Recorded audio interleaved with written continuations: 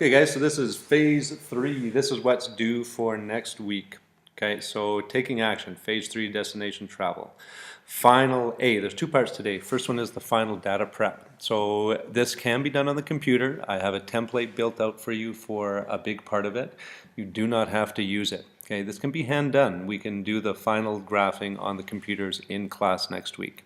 So first thing is to make sure you have all your data sets in perfect order, T-tables and titles. We've gone over that a lot. And there's a video portion of it in the phase 2 of the destination travel video.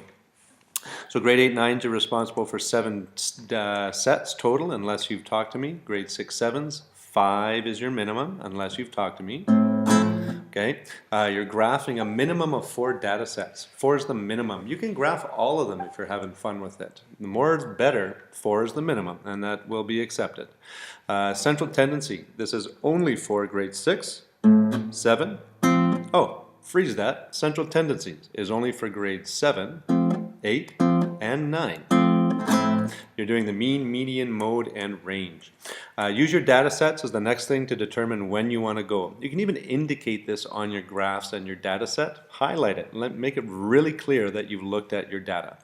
Next part is to move on to the data or the budget portion.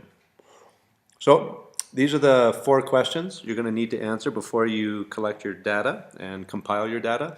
I'm not going to go over it. You can download this PowerPoint in the newsfeed, so you can do it there.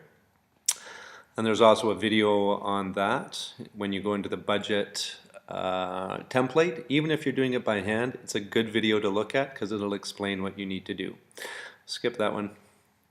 Data collection, different types of graphs. So bar graph, data table, line graph, circle graph, scatter plot.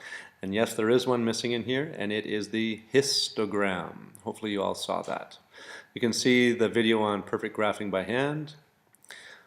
Big things here, customize the title, super important. Next thing, no labels on, this one doesn't have labels on the axis, so I fully understand that. And we have figured out how to do histograms in Excel, so take a look at the graphing with Excel video online. Central tendency, this is a very quick overview. If you're stuck, send me a message. The mean is the average. You add up all the numbers. This is only for grade 7, 8s, and 9s.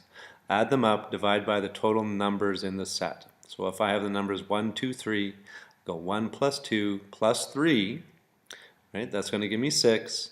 Divide that by 3. Median must be in an ordered set. This is the number in the middle. And if you have an even number set, you have to take the average or the mean of the middle 2 numbers. Mode is the number that occurs most often. And if there are no double or multiple numbers, there is no mode.